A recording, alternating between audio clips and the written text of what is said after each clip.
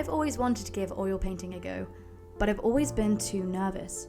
I think it's because it always seems so much more complicated in my mind to actually get going and to use than other mediums like acrylic and watercolor. With oil painting, you have the addition of solvents and mineral solutions, oils, things that are needed to thin the paint and clean the brushes, all just it always seemed too confusing, so I just avoided the medium. Finally, I've decided to give it a go. And what better way to jump into a medium you've never tried before and don't really know how to use than picking up a giant canvas and start painting.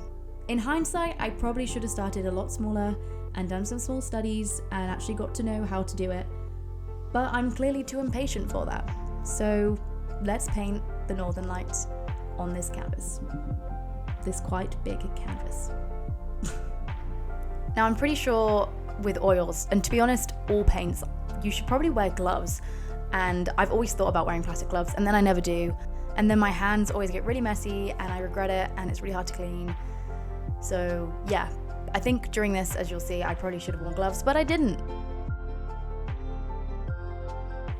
I always thought the Northern Lights were just, I don't know, like glowing clouds, but they're actually charged particles from the sun hitting the Earth's atmosphere.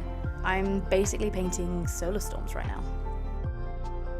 The green colour you see, which is what I've mostly painted, is oxygen. Red is oxygen too, but it's just higher up in the atmosphere. And the purpley blue comes from nitrogen. What I really enjoyed about doing this painting and starting to give oil paints a go is how long the paint lasts without drying. It really makes the paint more forgiving and easier to blend and just do more with it. So I really enjoyed that aspect of it. However, it did take some trial and error to kind of get the right amount of layering and colours to what I wanted. I wanted to try something fairly simple for my first painting with oils, which is why I went with the Northern Lights. And I thought it was a really nice way to test the oil paints and how long they last on the canvas without drying and how flexible and easy they are to use because of that.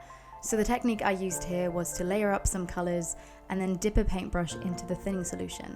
Because oil paints are so flexible and they stay wet for longer, it was really easy to manipulate the paint across the canvas using the thinning solution on the brush to move the paint around while it was still wet to create this Northern Lights look. As an introduction to oil painting, I thought this was quite a fun and cool way to do it.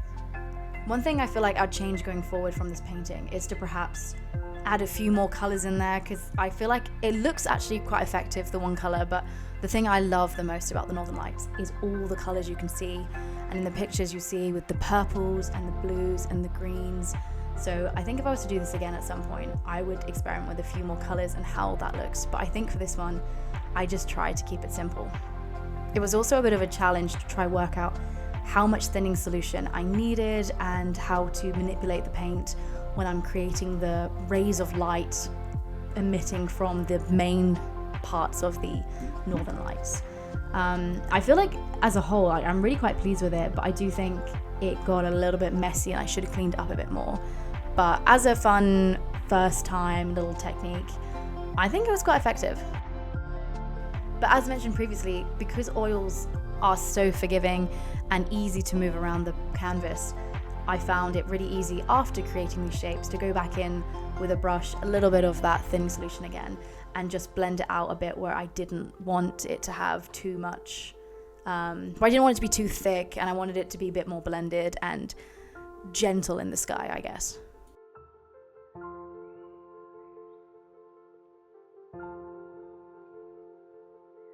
The way the lights ripple and fold is because of the Earth's magnetic field, pulling the particles into these curtain shapes, which is what makes me feel better about these messy brushstrokes looking wavy instead of neat. You mostly see the Northern Lights in places like Norway, Iceland, Alaska, northern Canada. I've never seen them in real life, which is partly why I wanted to paint them.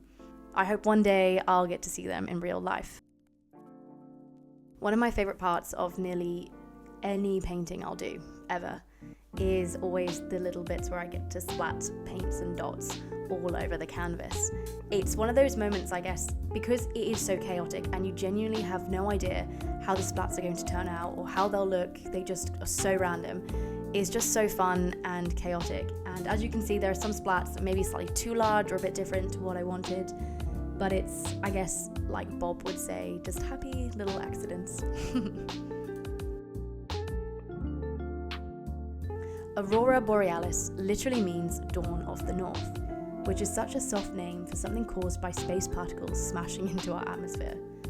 It's pretty cool and very beautiful. And finally, to bring this piece together, I decided to add some trees in the forefront, and I actually think this has massively pulled the piece all together and made it a bit more cohesive. I think it works really well with having the northern lights behind them, so it's not the entire focus of the painting, but the trees are obviously darker, so again, they're not taking too much of the attention away from the lights. I just think it works, and honestly, I'm really quite happy with how it turned out. It's by no means perfect, and of course, it's my first attempt with oils. I have a lot to learn still. I hope watching this was fun and maybe relaxing. And of course, I hope it's inspired you to pick up a paintbrush or a pencil and try some art yourself. Thanks for watching.